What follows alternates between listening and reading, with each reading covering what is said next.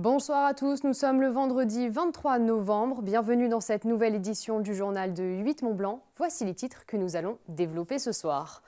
Exploracentre, le nouveau musée de Genève, vient d'ouvrir ses portes. Petits et grands vont pouvoir s'initier aux univers scientifiques, numériques et environnementaux. Un mot d'ordre, pédagogie. Juliette Vincent-Seigné s'est rendue sur place. Et puis, toujours dans la culture, Brise-Glace à Annecy fête ses 20 ans. La scène de musique actuelle est devenue, au fil des années, un lieu incontournable. Fanette Debuisson et François Pirot ont rencontré les équipes. Mais avant de commencer avec ces titres, on va parler de la route d'accès du Pradly qui va bientôt rouvrir. Absolument, la route départementale 328 sera à nouveau praticable à compter du 7 décembre, et ce pendant toute la saison hivernale. Elle avait été fermée plusieurs mois, d'importants travaux sont réalisés au niveau de la commune de Taninges depuis les fortes pluies de mai 2015 qui ont provoqué une succession d'éboulements. Les travaux prévoient la mise en place d'une galerie de protection contre les éboulements d'une longueur de 150 mètres. Tu nous le disais en titre, on va maintenant parler d'un tout nouveau musée. Et oui, un musée interactif autour de la science a ouvert ses portes début novembre à Genève. Exploracentre, c'est son nom, est destiné aux enfants, mais aussi aux parents. Le musée a pour objectif de rendre les univers scientifiques, numériques et environnementaux accessibles à tous. Une seule devise, interdit de ne pas toucher. 500 personnes étaient présentes lors de l'inauguration. Juliette Vincent-Seigné s'est rendue sur place. Si on m'avait montré la science et la physique de cette manière, j'aurais aimé ça, explique une des mamans venues accompagner son enfant à Exploracentre. Ici, enfants et parents se familiarisent avec la science à travers le jeu et la manipulation. En ce moment, à l'étage, vous avez l'exposition « La science fait son cirque ». L'idée, c'est de présenter les lois physiques qui se cachent derrière les numéros de cirque et, par la passerelle du jeu, d'amener les enfants à comprendre qu'est-ce que c'est que la gravité, qu'est-ce que c'est que l'équilibre. Pour comprendre, les visiteurs peuvent compter sur la présence des médiateurs. Formés pour adapter leur discours en fonction de l'âge du visiteur, ils aident à comprendre les machines et appréhender les phénomènes physiques. Il faut d'abord que les enfants, les visiteurs manipulent, testent la machine. Et quand je vois qu'ils commencent à se poser des questions ou qu'ils s'interrogent un petit peu sur la machine et qu'ils n'ont pas eu toutes les réponses qu'ils voulaient grâce aux écrans tactiles, je m'approche et je viens le faire avec eux. Je leur présente la machine et je leur montre aussi un autre aspect qu'ils n'ont pas forcément vu en testant par eux-mêmes. L'objectif pour le musée est de développer la curiosité des enfants et l'attrait pour les sciences. Enfants et adultes semblent réceptifs. C'est super en fait parce que c'est un peu comme un cercle où les enfants peuvent apprendre à jongler, à apprendre par rapport à l'équilibre, tout en sécurité. Ils peuvent jeter sans se blesser et c'est une super expérience parce qu'ils peuvent tout toucher. C'est vraiment le cercle en vrai. J'ai appris, si on se met contre un mur et qu'on s'appuie sur l'autre jambe et qu'on lève une autre jambe, on tombe de celle qui est levée. Oui. Et au niveau du nombril, Il y a le centre de gravité. le centre de gravité, j'ai appris à jongler. J'ai appris à faire des jeux là. L'espace de 400 m² est ouvert du mercredi au samedi de 10h à 18h et le dimanche de 13h à 18h. Le musée espère atteindre 20 000 visiteurs par an pour pouvoir être autonome financièrement.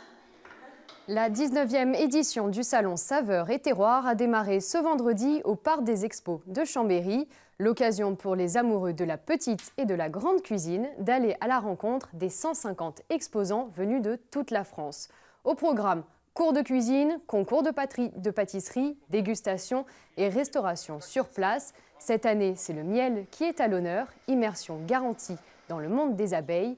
On écoute quelques réactions.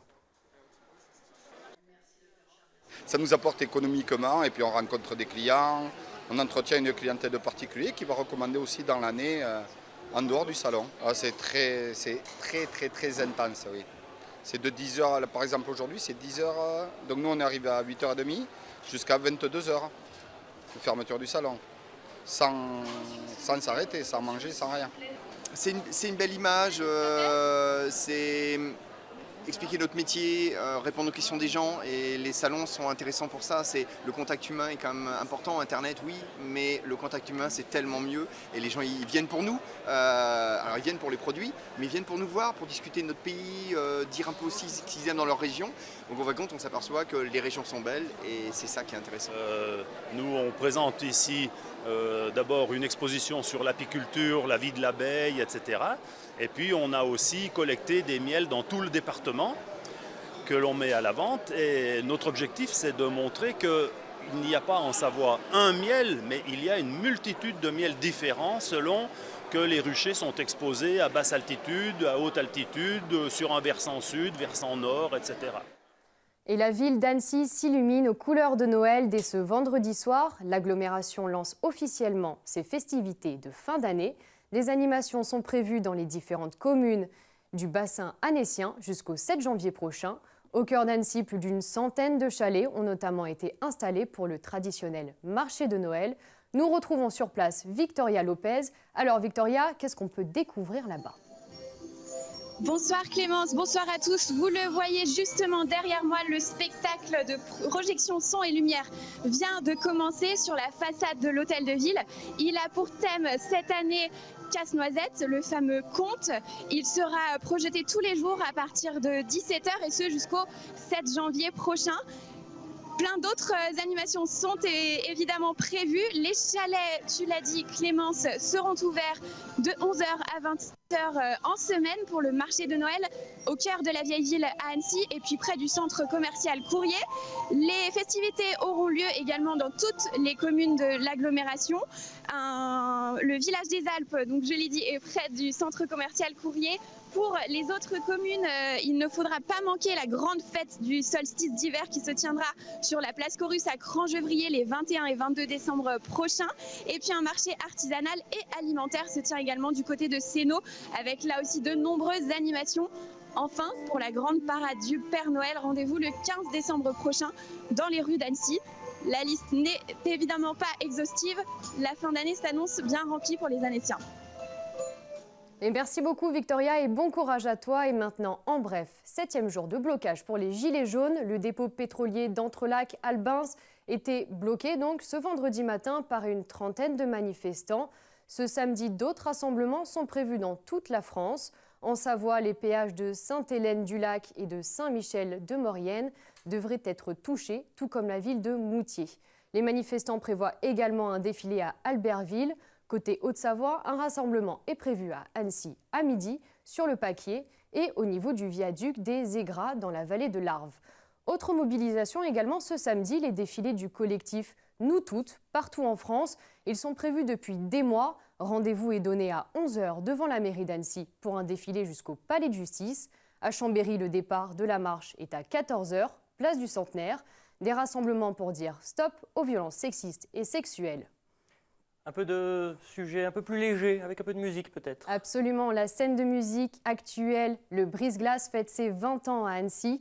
Née en novembre 1998, l'association Musique Amplifiée au Marquisat d'Annecy tient la barre du Brise-Glace depuis toutes ces années avec une ligne de conduite, la diffusion et la transmission.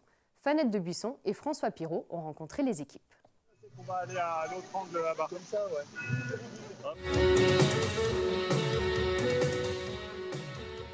Il y a 20 ans, l'ouverture du Brise-Glace sur le site des Marquisats, en lieu et place de l'ancienne MJC, a fait débat. 20 ans plus tard, la salle de musique actuelle a fait ses preuves. Tawel fait partie de l'aventure depuis l'ouverture. Ah, on entend bien, oui. Moi, j'ai connu des petits groupes qui sont venus répéter tout timidement ici, qu'on fait un club avec tous leurs potes qui sont venus les voir. Donc là, déjà, ils se sont aperçus qu'il y avait un petit potentiel, que ça brassait bien.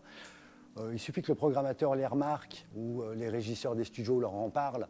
Et voilà. Et j'en ai vu finir en première partie de groupe assez important là-haut.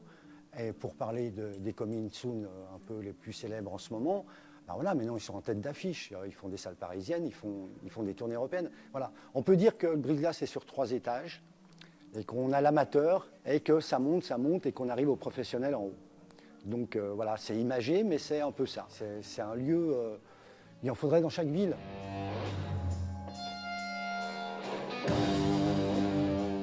En France, les 85 scènes de musique actuelle, labellisées par le ministère de la Culture, ont pour mission de diffuser et accompagner les musiciens locaux, nationaux et internationaux. Un défi qui se poursuit dans un nouveau contexte pour la scène annécienne.